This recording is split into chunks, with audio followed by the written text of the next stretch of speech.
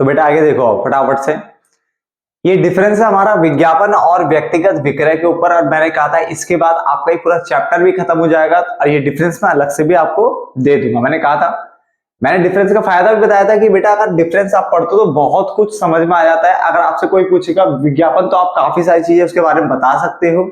आपसे कोई व्यक्तिगत विक्रय यानी पर्सनल सेलिंग पूछेगा तो उसके बारे में बता सकते हो, और डिफरेंस पूछेगा तो वो तो बल्ले बल्ले हो ही गया। ठीक है ना।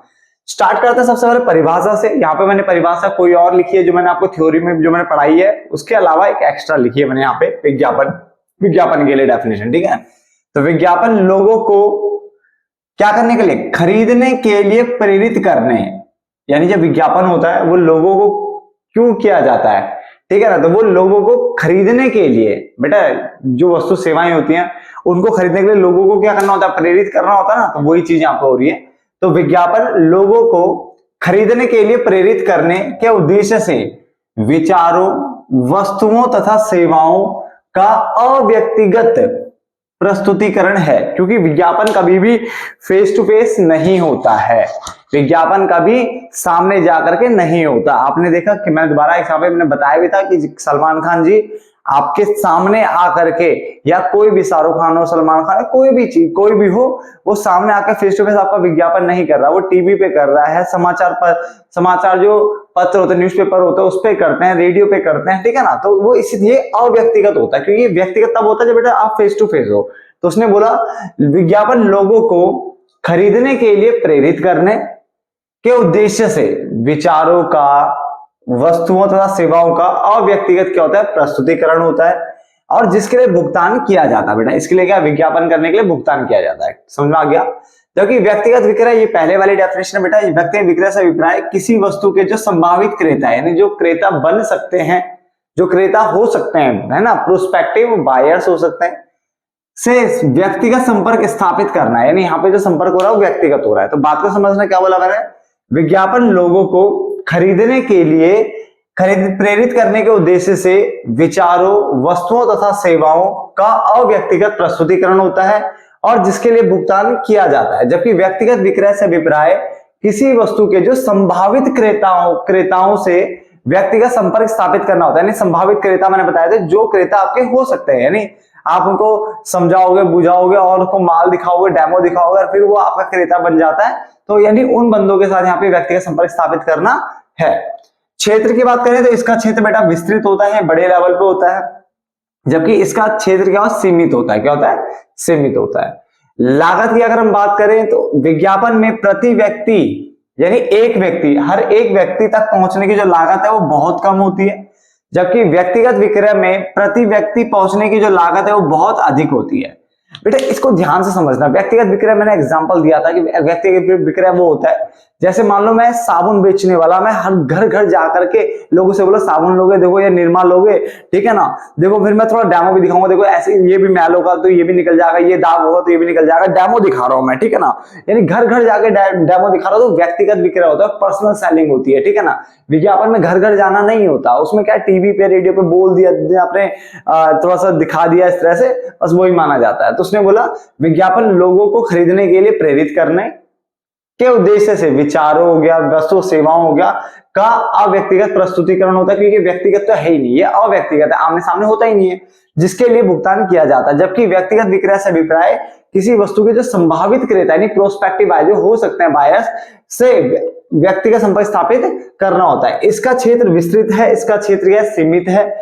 विज्ञापन में जो प्रति व्यक्ति, यानी हर एक व्यक्ति तक पहुंचने की जो लागत है बहुत कम लगती है, क्योंकि एक बार बनाया, शूट किया जाता है वो, और टीवी पे दिखा करके हर जगह जगह पहुंच जाती है वो वीडियोस, ठीक है ना, और लोग उसको देख लेते हैं। जबकि व्यक्तिगत विक्रय में मैं एक एक घर पे जा रहा हूं, तो यहाँ पे जो प्रति व्यक्ति पहुंचने की जो लागत है बेटा, जो उस पर खर्चा लगेगा वो ज्यादा लगेगा, ठीक है ना, और समय भी ज्यादा लगने वाला है। क्लियर हो गया।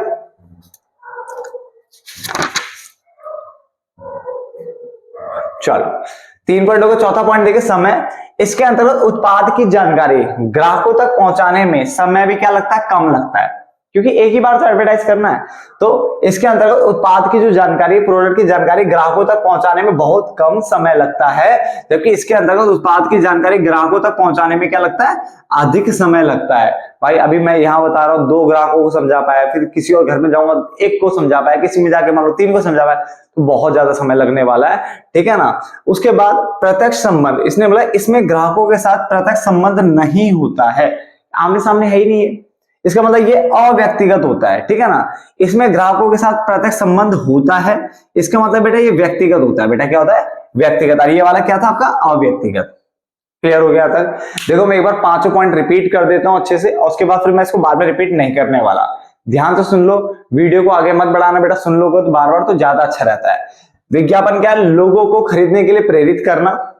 क्या खरीदने के लिए, ठीक है, उनके आपको आइडियाज चाहिए, कोई वस्तु चाहिए, सेवा चाहिए, तो उसका अव्यक्तिगत प्रस्तुतिकरण होता है, ठीक है ना, जिसके लिए भुगतान किया जाता है। जबकि व्यक्तिगत विक्रय जो होता है, से अभिप्राय किसी वस्तु के जो संभावित क्रेता है, प्रोस्पेक्टिव बायर्स हैं, उससे व्यक्तिगत संपर्क स्थापित करना है। इसका क्षेत्र बड़ा है, इसका क्षेत्र सीमित यानी छोटा है।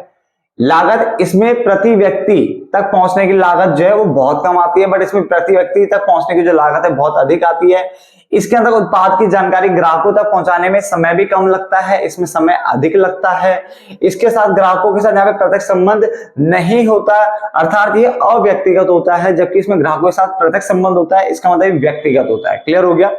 उसके बाद संदेश में एक रूपता, सॉरी, तो संदेश में एक रूपता, तो उसने इसके अंतर्गत संदेश में एक रूपता होती है, क्योंकि अगर मैं पेप्सी का ऐड कर रहा हूं तो वो पेप्सी का ऐड जब टेलीकास्ट होगा तो सबके लिए एक जैसा ही तो होगा, एक जैसा मैंने बोला वो वही होगा, वही बोतल होगी, वही कपड़े होंगे, वही सब कुछ वैसा ही होगा, बिल्कुल एक जैसा होगा, ठीक है ना। अर्थात संदेश सभी उपभोक्ताओं के लिए क्या होता है, समान होता है।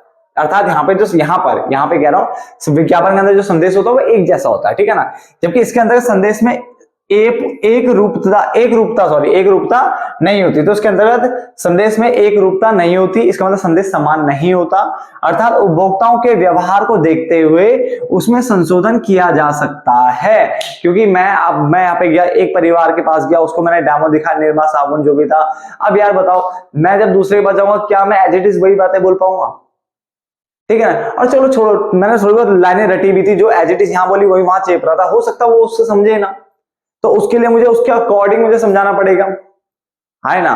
तो वो बेटा वो उपभोक्ता को देखते हुए ना थोड़ा चेंजेस करना पड़ता है, कोई जल्दी समझ जाता है, कोई देर में समझता है, किसको विश्वास दिलाने में टाइम लग जाता है ना। तो वो उपभोक्ताओं के व्यवहार को देखते हुए इसमें संशोधन, मतलब उसके अनुसार थोड़ा चेंजेस जो भी सुधार करना है वो किया जा सकता है, ठीक है ना। जो भी एड ऑन करना है कर लो। आगे माध्यम, विज्ञापन जो होता है, विज्ञापन के कई माध्यम है, जैसे आप समाचार पत्र से कर सकते हो, टीवी से कर सकते हो, रेडियो के थ्रू कर सकते हो आदि। जबकि यहाँ पे जो आपका विज्ञापन होना है, यानी जो माध्यम, जो यहाँ पे माध्यम होगा, किसके द्वारा बिक्री की जाएगी, विक्रयकर्ताओं के द्वारा। सीधा विक्रयकर्ता घर घर जाएंगे, समझाएंगे इसके द्वारा, तो यहाँ पे विक्रयकर्ताओं के द्वारा होता है। जबकि यहाँ पे विज्ञापन के कई माध्यम है, समाचार पत्र, टीवी, रेडियो आदि। क्लियर हो गया।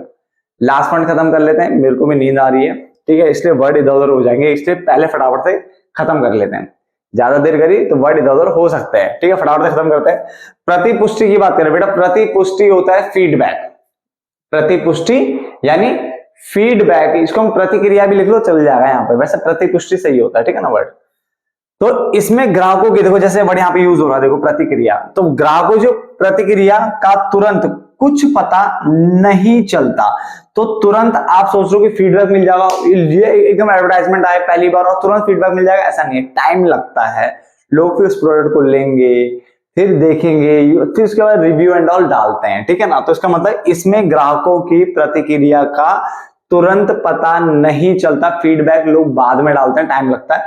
जबकि इसमें ग्राहकों की जो प्रतिक्रिया है ना, उसका तुरंत पता चल जाता है, क्योंकि सामने सामने में बेचने की कोशिश कर रहा है, वो पता चल जाएगा बंदे को लेना है नहीं लेना, सब पता जाएगा, उसको अच्छा लग रहा है नहीं लग रहा, तुरंत पता चल जाता है। तो उसमें ग्राहकों की प्रतिक्रिया का तुरंत पता नहीं चलता, कुछ पता नहीं चलता, इसमें तुरंत पता चल जाता है। तो तकरीबन देखे ध्यान से, तो 1 2 3 4 5 6 7 8 पॉइंट यार काफी है, ठीक है ना। इस डिफरेंस को भी खत्म करते हैं और इसके साथ साथ इस चैप्टर को भी खत्म करते हैं, काफी बड़ा चैप्टर था। मिलते हैं फिर लास्ट चैप्टर में, छोटा सा चैप्टर, वो ज्यादा बड़ा नहीं है, ठीक है, उसको निपटाएंगे। अब बिजनेस को टाटा बाय बाय करेंगे। क्लियर? चलो।